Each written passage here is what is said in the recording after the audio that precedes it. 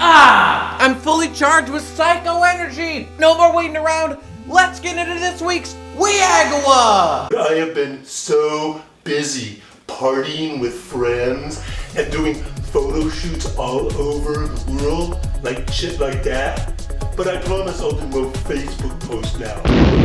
Hello everyone and welcome back to another episode of Why I'm a Genius Generally Weekly! You've been waiting for it and I've been waiting for it. It's time for the follow-up to last week's WIAGW, Mob Psycho 100 Season 2, baby! Spoilers throughout because I don't give a fuck.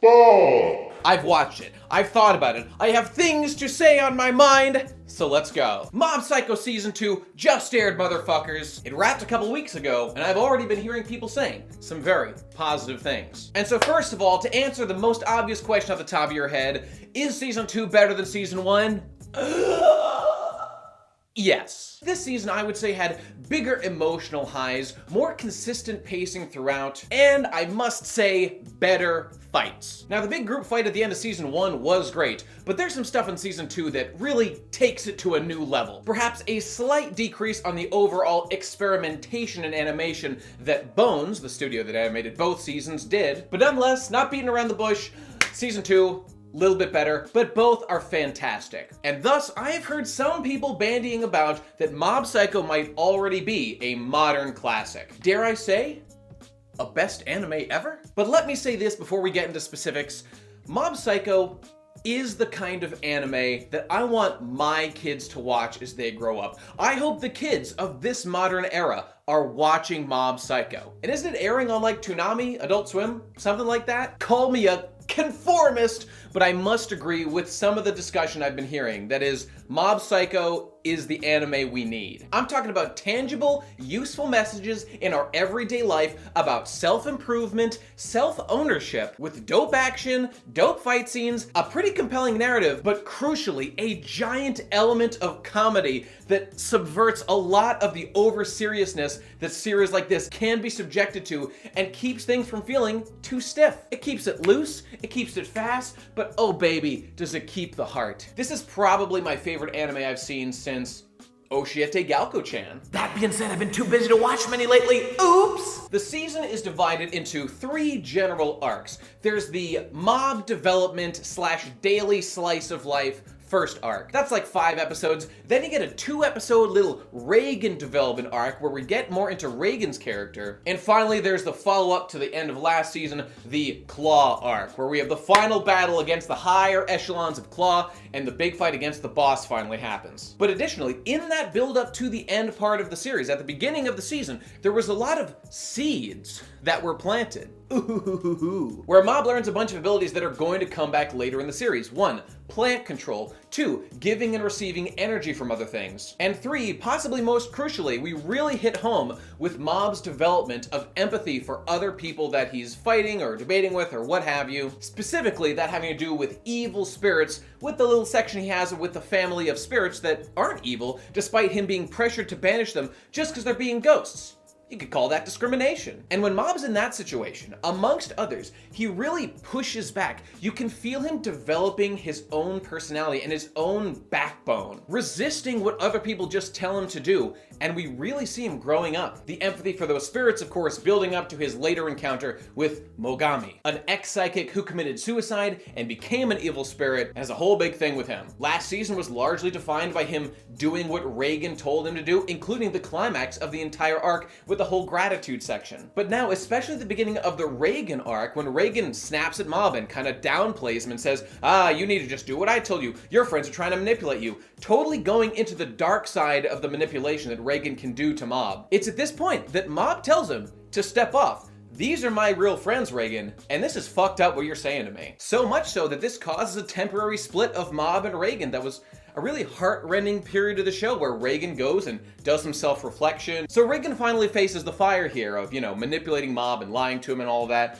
where it's a little bit ambiguous, but it seems to be implied that Mob really knew all along that Reagan was faking, but he sensed that inside he was still a good person who was trying to do right by Mob and help him and show him kindness, and Reagan really can't help just being a nice guy to people. It pervades every action he ever takes. He's looking out for number one, obviously. He's got a business to run. He's got a mouth to feed here, but he just can't help but have good values in him.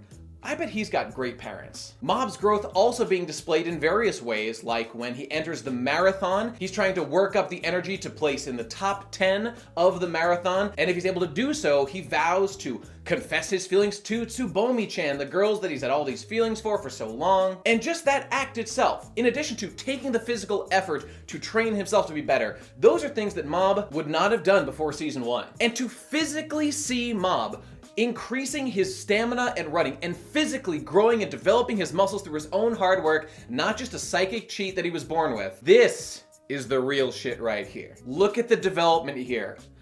Oh God. I want to go running right now. Seeing Mob developing and thinking even for a moment that I'm failing to live up to the standard that Mob is doing here, I'm just saying this is why I started exercising to begin with, to catch up to my anime heroes, and Mob is officially one of them. Get on the husbando list, Mob. You've more than earned it, along with Musashi. I love him. Now, the fights this season, I would also say, really stepped up their game, and there were some that were beyond anything that happened season 1. Now, as with One Punch Man, since you've got your overpowered protagonist, the story works in a way to get Mob removed from the front lines of combat so that the other, less omnipotent characters can have their kind of baby fight that to us looks way cooler. Just having Saitama or Mob one-shot an enemy, you know, that's less fun. Because remember people, value of Mob Psycho. Every person has worth. No one's overpoweredness makes them better than everybody else.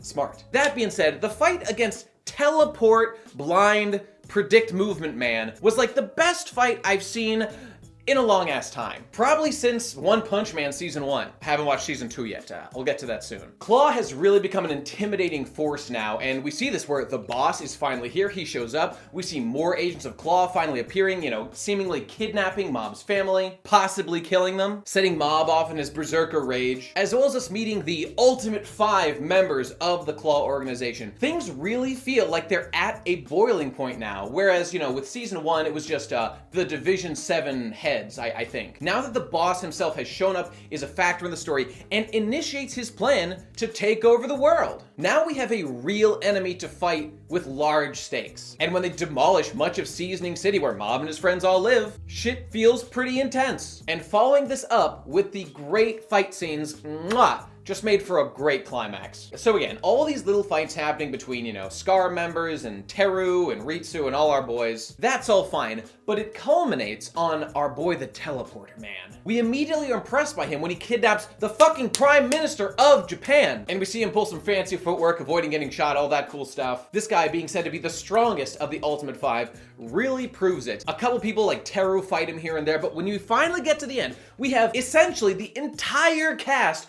fighting against this one guy, with Mob, of course, being absent. Seeing them utilize their different talents, you know, Teru using the whip ability that he learned from season 1, all our new allies of ex-Scar members joining in to try to take this guy down, and the animation, the creativity on display, like this little first-person shot of Glasses Boy, like this whole sequence was simply incredible. And they actually used their brains and determined that, like, oh, we need to distract him in order to hit him. It's honestly just like the Katakuri fight from One Piece. Very similar abilities. The way he dismantles different people's powers. I could gush about this fight for a long time, but the point was, it was a true animation highlight. Our characters grow and develop and learn how to overcome him, like that classic shonen shit I love. And even at the end, when things are looking bad, when he's revealing his true power level, that's when Mob shows up and just scares him straight. Very effective use of a character here. And growing up a bit, valuing himself more, understanding his own abilities, Mob tells his friends to wait back because this is a dangerous mission that he has to do alone,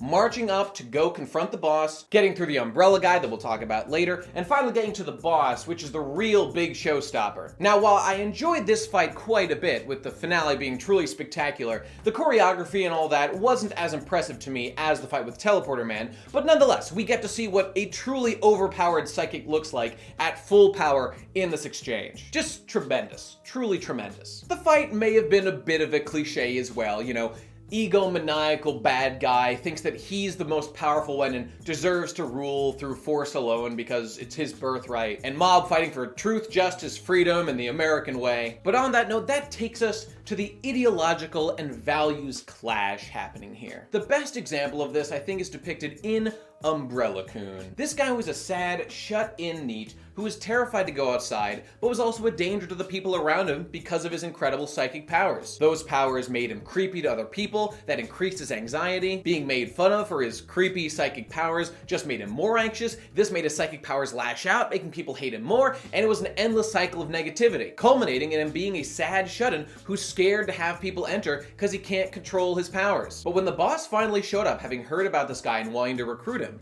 he told him that he could help him with his issues. Being a psychic himself, he understood him the way none of the counselors who tried to reason with him could. And when the NEET said that he was too scared to go outside, he didn't want to face that world, and it manifested as physical dizziness for him, our boy the boss gave him an umbrella to say, just use this and feel like you're still in your room. It was an emotional crutch for him. The boss made it so that he could feel safe and feel protected by the boss's gift. And to Mr. Umbrella, this was a huge emotional weight off his shoulders, and he felt a deep loyalty to the boss for curing him of his pain. But this is where the nefarious angle comes in. He has made it so that the guy is dependent upon him, and without the boss, he'd just be scared and alone again. The boss manipulating this guy's pain and using it to control him and use him as a useful tool, this is what evil looks like in the real world. This is how good people are made to do bad things, through fear, through pain, and through the promise that someone can make them go away. That's the boss's style of leadership. Because what does the boss care? He's a perfect man, he doesn't need nobody, and everyone just exists to serve him anyway, so he might as well just manipulate them. Which is, of course, the main theme of Mob Psycho. Community, friendship, and more to the point, leadership. We all know that Mob's a very shy boy, and his MO is generally to try to talk things out and only use his psychic powers when absolutely necessary.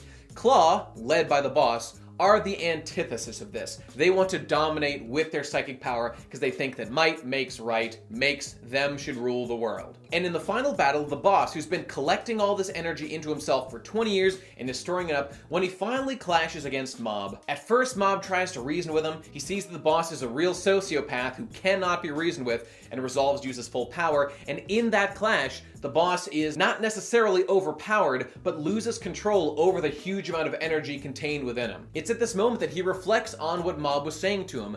Can I really survive on my own? Am I really so perfect that no one in the world has anything to offer me? Because that's what it's about, baby. Community. And when Mob steps in himself and offers to sacrifice himself to contain the explosion so that only him and the boss will die, and all his friends who are trying to escape outside, they will live on.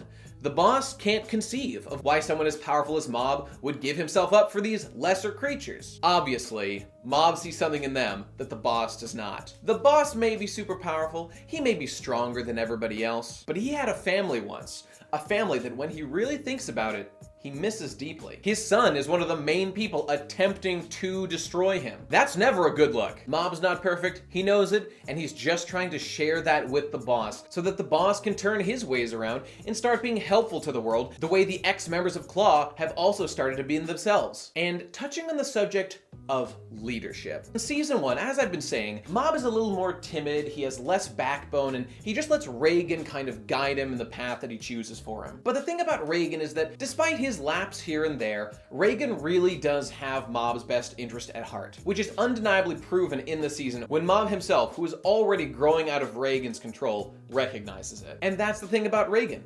He's not going to try to control Mob and restrict him to just be the kind of person that he can continue to manipulate for his own monetary gain. Because when Reagan thinks back to it, the reason he's a psychic at all is because he was inspired by Mob. He was considering giving up the agency and giving up this whimsical practice he just decided to do for the hell of it. But then Mob walked in, and of course Reagan saw dollar signs, but he also thought, there's something here, there's something I want to get invested in here that's more than just, some of the other random trades that I could pick up as well. The point is, Reagan fosters Mob's growth. And another great leader who does this as well is Musashi, president of the Body Enhancement Club. In the same way, with some of the best scenes in the season, Musashi is shown to truly care for his members, to defend them with his life when necessary, but the hard work and investment that he has put into his own body and the respect he shows to himself and others comes back and saves the day. Another great leader who wants to see his subordinates grow with him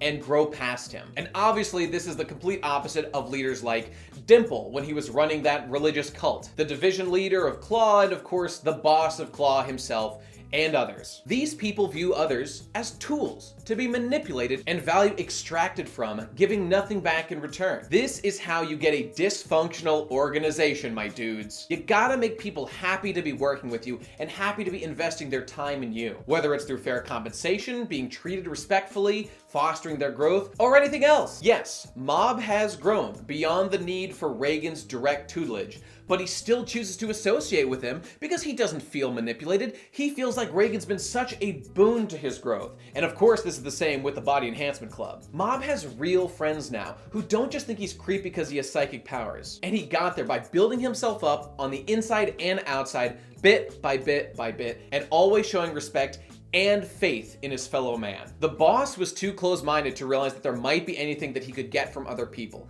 And that lack of faith in other people, I think, is the main issue. And my final point on this is just a simple question. Why be a good person? What do we get out of being a good person that we couldn't just get by dominating them with military or psychic might? Based on what we've just been saying, I think it's pretty obvious. The boss tried that, and he lost everything. His whole organization, his 20 years of planning, and even his family, his son and his wife. Despite all the harm he's caused, perhaps the boss can be turned around because the seed has been planted. Like a little broccoli seed, you know, in the front pocket of Mob's shirt. All the way from episode 1, and when the giant explosion is about to happen between the boss and Mob, what is it that saves the day? What absorbs all the energy that they've been saving up but the little seed that was planted by Mob's good deeds at the beginning of the season? The energy is absorbed by those broccoli seeds and creates this masterpiece. This is exactly the kind of comedic edge a serious point like this needs for me to not roll my fucking eyes. And this right here is why this show is gonna go down as a classic. And speaking of seeds planted in episode 1, I've got one last thing I want to discuss, and it's that unequivocally, the best episode of this season is episode 1. After the long wait since season 1 aired years ago, we get eased back in with a little bit of miscellaneous exorcism that Mob and Reagan are doing while sowing some seeds, while Mob's learning some new abilities. All kinds of great things are happening. And then we get ourselves into the slice of life stuff, where Mob enters the race for student body president, in which he freezes up and completely fails. But you know what? There's something to be said for trying it all, because a girl puts a note in his locker that says that she's fallen for him as a result of it. The two start walking home together, and Mob seems pretty chipper to have a girl's attention at long last. However, things are a little bit weird in this relationship, as apparently Mob turned her down, but is walking home with her anyway, and she finally reveals that actually this was all a prank, bro, and that her friends put her up to confessing to Mob as a joke because she lost rock, paper, scissors after he failed on stage. She apologizes and leaves. And Mob has a choice to make. What's it gonna be, Mob? Are you going to despise this girl forever for manipulating you and playing a cruel joke on you? Mob doesn't do that, because he sensed a certain sincerity in the things that she was saying, including the fact that she had written a little novel that she had let Mob read. And so as he's walking home and he encounters the girl Emmy with her friends who are reading it, laughing that she would put in the effort to write something like what a stuck-up bitch, having dreams and trying to better herself, rip, tears it up and scatters it. And while Emmy continues to downplay that, oh no, I just did it on a whim, go ahead and rip it up, what do I care? Mob sees through this shit, and he gets down on his hands and knees and starts picking up the pieces. This omnipotent psychic is on his knees picking up the pieces of a novel written by a girl who just spurned him, because Mob is going to listen to his feelings more. Planting seeds. Emmy decides to join Mob and pick up the pieces together, while the friends, who weren't particularly evil, just kind of assholes, walk away. And after they're almost done picking up the pieces, a huge gust of wind comes and blows it all away. And as Emmy sees her papers blowing in the wind, she just says to Mob, well, you know, we could chase after them, but I can just write it again. It's no big deal. But Mob, knowing that this is a moment where a normal person wouldn't be able to get back those pages, he finally uses his psychic powers in front of another person. In the greatest emotional moment of the series yet, Mob reassembles the note right in front of her as this beautiful music plays in the background. Because you see, Mob had lied to this girl about being a psychic because he didn't feel comfortable expressing his true self that way. But now that the two have been through this, Mob's going to be more honest with himself and honest with other people. And so while he was perfectly willing to get down in the dirt and pick up the pieces, when the moment came where only his psychic powers would be able to make the situation right, that's when he used them. Because a real man knows restraint. And so when she finally was true about what she cared about, he was also true about himself. He doesn't try to get anything out of it. He just performs this kind deed for a girl that he's developed a respect for. And you know what? She respects him back. But the greatest thing about this scene is that despite the kindness that Mob showed to this girl does not show up for the rest of the season. There's another situation later where Mob has this emotional connection with another girl who he saves from possession by that evil psychic spirit Mogami. That girl as well clearly was emotionally moved by Mob and was changing as a person from the jerk that she had been into a better person through Mob's example. But we don't see her again for the entire series. Which is to say, the show doesn't take the typical harem approach. But at the end of episode 1, after doing this kindness for another person, you know who does show up again? The girl that Mobs had a crush on all along, Tsubomi. Tsubomi sees the kindness and the manliness that Mob is exhibiting in this moment, and rightly she calls it smooth. And then bam, the music hits with the ending theme song, and this is the emotional peak of the series. Because what is Mob Psycho about? It's about planting seeds of goodwill. Reagan plants seeds of goodwill that he reaps through his good relationship with Mob. And of course, Mob is planting seeds through everyone he interacts with, to which he exhibits strength, compassion, and humility. At any moment, Mob could have decided to try to wow this girl with psychic powers, but none of that was the point. The point is, you do right by the people around you in the situation you find yourself. In this moment, Mob had to use his psychic powers to get those papers back because they were important to this girl. He wasn't trying to impress anybody, he was just doing what had to be done. Just like if you see a cat stuck in a tree and there's no one around and a crying little girl, any of us could be the person to step up and save the cat, or any of that other cliched bullshit. Mob's good deeds are not going unnoticed by society or Tsubomi, the girl that he's been trying to woo this entire time. You know, when I was young and I was really concerned about changing myself and being able to get girls for the first time in my life, I tried to dedicate myself to being able to do impressive things, woo girls with words, that kind of bullshit. But eventually I learned that it's not about any of that. It's about what's called being on your purpose. When you have a path in life and you're walking along it and you exhibit strength and kindness to the people around you, they will be attracted to the positive energy that you're outputting. And this is exactly what Mob is doing. This is the message that the next generation, and many of my own, still need to hear. And there was one more emotional beat right after this, as the ending song is playing and we move on and we see Mob back in his room reflecting on what has happened that day. Dimple comes in, asks him about it, and asks if the girl fell for him. Mob says things just don't work out that way, just having psychic powers isn't enough, and they all laugh. But we see the girl in her room, changing her mind and deciding to write a story about a middle school psychic. She has been inspired directly by Mob. And then we see Dimple vow that he will stay by Mob's side. And I'm not gonna lie, that gets me a little emotional. Fuck off, guys, I'm an easy crier. Just knowing that Dimple is gonna be there and the adventure is starting again and all our friends are coming back for a new season of Mob Psycho, this is what it's all about here. I've gone back and watched episode 1 a bunch of times, and every time the emotional weight I feel at the end of this episode just grips me and keeps me infatuated with the world and the characters of Mob Psycho. I love this show, and I hope that you do as well. I hope you take away some of these messages as well, because I think they're important. Let's move on to the P.O. Box. Let's get going and open some of these packages. I am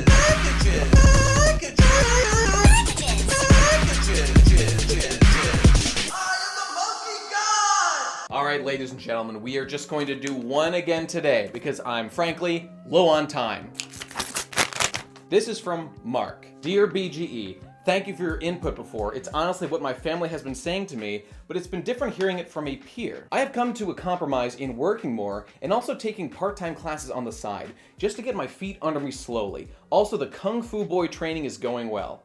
Anyway, 2 new fresh questions. 1, I recently watched Mary and the Witch's Flower and I really disliked it. Like, imagine you took Ancient Magus' Bride, Little Witch Academia, and a shit into a blender and then diluted it horribly. Okay, I got it, you hated it. In this type of situation, is it better to articulate my opinion and ruin the evening for the normos, or just hide my power level? Depends on the situation, it depends on the company. If your friends can handle it, great. If you're making like blog posts about it, write whatever the fuck you want. But if you're just gonna make everyone's time there not so great, maybe only give selective parts of your opinion. Judge that shit by situation. 2, while Digi back in the Digibrony days got me into analysis, I have since found him too pretentious for his own good. I still like him, but this is off track. Blah blah blah. Do you agree with Digi's opinion about binging shows in one sitting after they have come out, or do you prefer weekly episodes? There are unique qualities for both that don't make any necessarily better than the other. Reading One Piece weekly, for example, gives you a sense of community with the other people also doing it that is very valuable, but having that halt every week to wait for more time to pass to get more of the story can be really frustrating too. And the quality of the product is probably better served by releasing it all at once. That's a tough choice, fam. So in terms of like history, best anime ever kind of stuff, I suppose I would lean towards wanting to watch them all at once, like I did with Mob Psycho. But that's not to discount the good of weekly releases too. Thanks for reading, Mark. P.S. Would you recommend coding as a hobby or only do it as a career thing only?